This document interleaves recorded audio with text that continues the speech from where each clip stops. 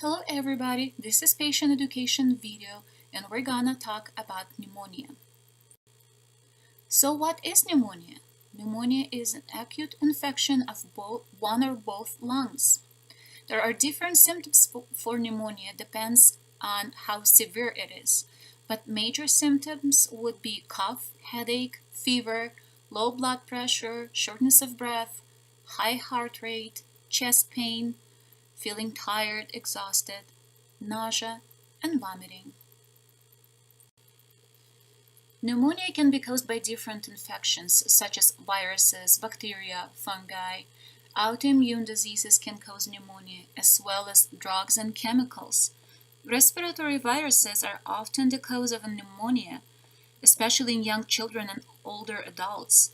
Viral pneumonia is usually not serious and lasts for a shorter time than bacterial pneumonia.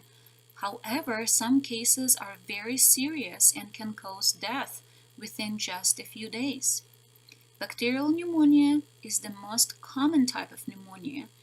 It can be very serious and lead to hospitalization or death.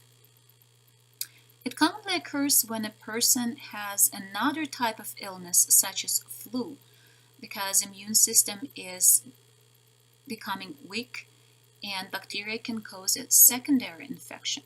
Fungal infection is really rare and can be acquired from environment, and it's not contagious. Autoimmune diseases cause pneumonia because immune system is weak and less able to fight off germs, which can cause pneumonia. Drugs and chemicals can injure respiratory system and can cause a type of pneumonia, which is interstitial lung disease. There are different types of pneumonia. First is community-acquired pneumonia.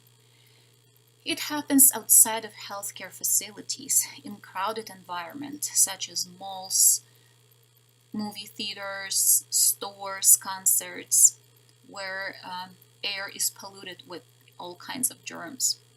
Hospital-acquired pneumonia is a secondary infection, and it happens usually during a hospital stay. It can be antibiotic resistant, so it's bad news. Ventilator-associated pneumonia usually happens to patients in ICU because of bacterial colonization on ventilator. And aspirational pneumonia happens due to aspiration of food, drink, or saliva, and happens usually in older people with swallowing problems.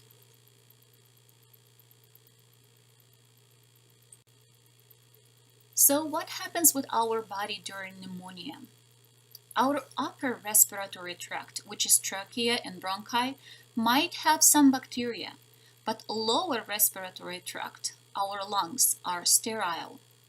Alveoli and lungs have macrophages, special cells which kill bacteria. But if immune system is compromised, bacteria are not killed, but they grow and cause inflammation.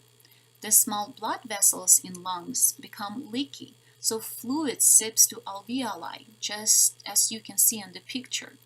You can breathe. And besides that, mucus production increases, so you don't get enough oxygen. Incidence of pneumonia. The annual incidence of pneumonia in the United States was 24.8 cases per 10,000 adults.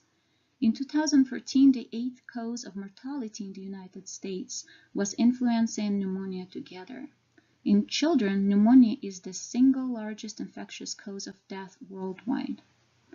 Hospital-acquired pneumonia is the second most frequent nosocomial infection worldwide. Pneumonia is expensive for healthcare. In 2013, the mean annual healthcare cost for community-acquired pneumonia was $2,961, and for not community-acquired pneumonia, $3,783.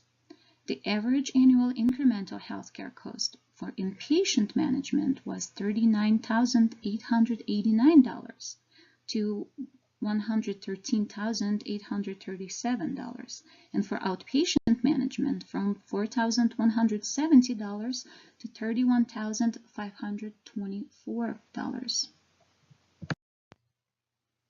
Target population for pneumonia is people with weak immune system, which are people who are 65 years old and or older, infants who are 2 years old or younger, people with impaired immune system, smokers, people with lung disease or other serious diseases like heart problems, and hospital intensive care unit patients because of use of ventilators.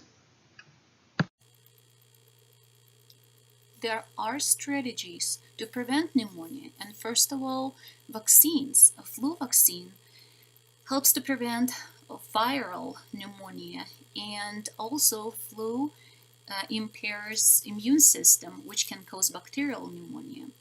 Pneumococcal pneumonia vaccine helps to prevent pneumonia, and there is HIV vaccine.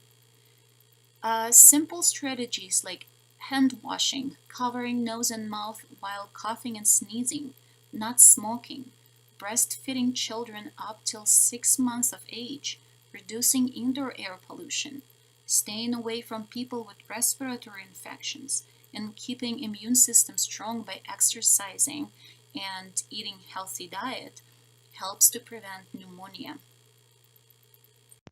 There are some new interesting research findings in pneumonia, and I picked 3 of them. Then the first one, researchers suggest that commonly used sedatives called benzodiazepines are associated with an increased risk of pneumonia when used in people with dementia, because use of benzodiazepines increases risk of aspiration, which can lead to pneumonia.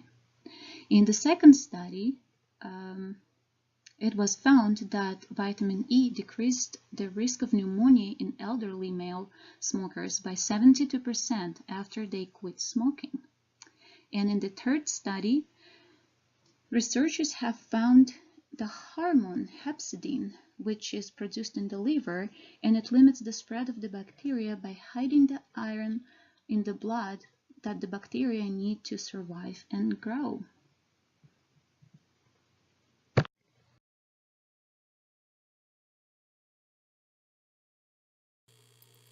Thank you so much for watching this video. I hope you enjoyed it. Thank you.